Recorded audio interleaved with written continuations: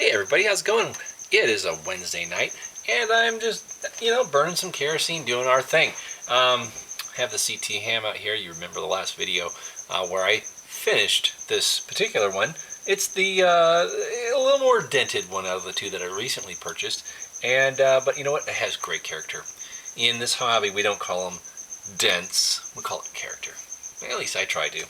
But it is a dent. I mean, there's one here and right on the corner, but it doesn't leak, and it holds oil very well, and it came out really nice. And it has its nice age to it, and it's just, man, it's just a cool lantern. Just cool. Just wears its age so well,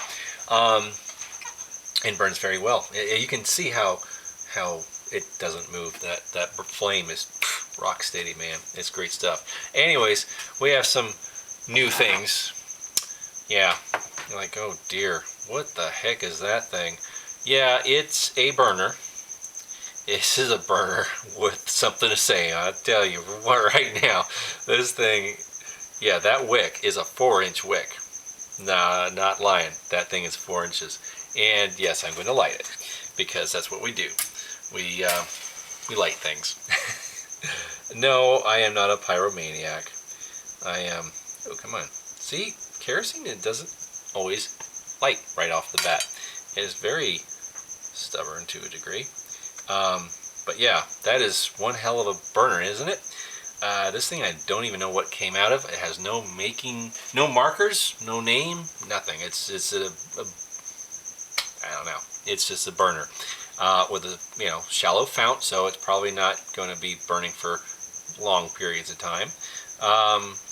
Maybe an hour, 2 hours. I don't know. I've never timed it. It's actually one of the first times I've actually lit it. Well, let's see.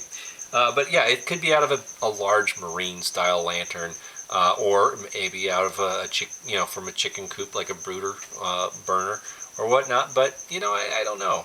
It has just a big 4-inch wick on it. It could be from a little stove. It could be designed for a stove or a camping stove. I just, if anybody knows what the hell this thing came out of, please leave a comment. I am open to your suggestions and opinions. Dangerous to say that, right? Rob, you really know what you're doing? Inviting opinions? That's dangerous. Anyhow, this thing I bought to put into the pot belly because I thought it would be nice to have a big 4-inch or a larger wick instead of a 5/8 wick, so I could actually maybe keep a pot of coffee warm, maybe more flicker, more fire simulation in there. Some people have converted those into electric heaters, and that's fine. That's cool, but I like to burn something in a cast iron stuff. It just looks cool. Anyhow, this thing was working quite well, but it blows out easy. Yeah. So, anyways, mystery, and it doesn't fit in the stove. Yeah, it's just a smidge too tall to fit into the ash pan. So I'm going to have to try and make some adjustments to make it fit properly, and we will cover that in another video. Anyhow, we have the other CT ham that I am yet to clean, and this thing is so cool. It is very straight. I mean, the only thing I'll have to do really is maybe tweak the wire guard a little bit, but that's it. Everything else is straight as an arrow. It's still wearing its dirt that it came with. Yeah, I'm getting a little tired. Pardon my yawn. But yeah, this thing is just, it is such a cool lantern. It is so straight and so complete, and I am really surprised that I was the only bidder. And the listing for these two listed twice. Yeah, no one bought it the first round, and I was watching and I'm like, you know what, I might as well take the plunge and buy it. I'm glad I did. These are two spectacular survivors, and yeah, the wife actually likes it. She's like, oh, those are pretty. I'm like, pretty? Well, thank you. I agree. She liked the design of the globe guard. She actually commented on that, so she's a sweetheart. She's trying to understand my the draw to the lanterns. It's hard for most people to really grasp and understand why someone would be drawn to these things, but I burn them nightly, and she does like the soft light, and so slowly but surely people will kind of click and say, okay, I get it. And since so many of them are different from one degree or another, then they're like, oh wow, those are kind of neat.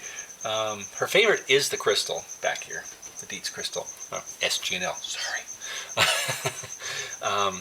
Yeah, close enough to be a Dietz. Anyhow, so yeah, she's starting to dig them. She collects herself a lot of other things, more feminine things like clothing and fashion of the 1930s and 40s. She's got quite the collection, actually.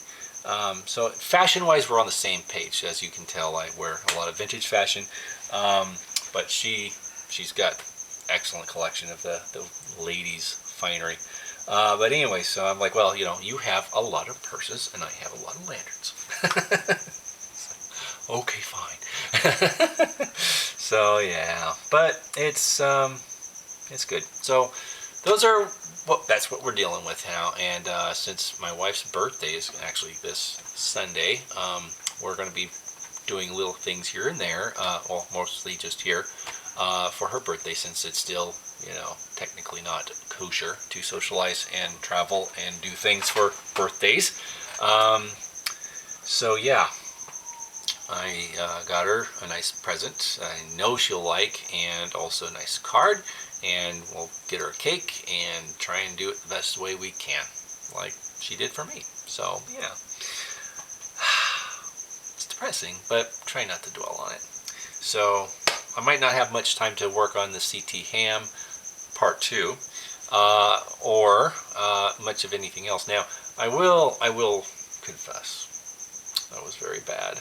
Very bad.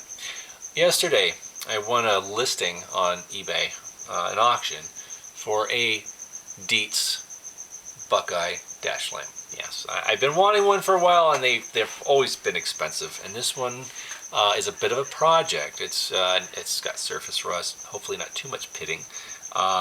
It's missing the globe, but it has the Buckeye lens in it, and those are always missing, mostly. Or the framework is there and the lens is gone, or the whole lantern's beautiful, but it's missing that lens. And I know they make replacements. You can get them from W.T. Kirkman, but I'm just like, why are those missing? The Buckeye dash lamp is supposed to have the Buckeye lens, or, you can also get the bullseye globes. Sometimes those surface and put those in there. Same thing. But anyhow, $20. I was the only bidder, and I got it for $20, and it needs some minor repairs, a globe, which I have spare globes, so it should be coming Monday or Tuesday, and I'm looking forward to it. And then today, Bell System, yeah, a Bell System Little Giant turned up on eBay with 2 hours left, and I watched it, and it ended, and I won it for a very reasonable price. They usually retail for over 100 to 200. This thing I snagged for I'm not even going to say, does have the original Bell System etched globe, and it's in pretty good shape. It's very straight and very original, so I am looking forward to that arriving. So that's been one on the list for a while now, so I can have a telephone related kerosene lantern. I like old telephones, and so yeah, it is fitting. There you go. Why like just one thing when you can like so much of it? The whole period is just full of hobbies. You dive into the history, and you're like, wow, that's really cool. Oh my gosh, that's amazing. Oh, that's really neat too. Oh, geez. And you become a hobbyist within hobbies within hobbies within hobbies. So yeah, antique radios, lanterns, cars, ephemera, cars, refrigerators, house goods. It's limitless. There's no end to the madness. Anyways, I'm rambling now, and I will stop. So with that, I bid you farewell and good night until next time, which might not be till the weekend, hopefully. Anyhow, take care. And a reminder, Lots of Trains challenged us to make a video containing railroad content. So I will do that on May 1st. Mark my words, I'll be out here with railroad-themed stuff. Yes, I love trains too. So take care, and we'll be doing another video railroad related on May 1st. Take care. Good night.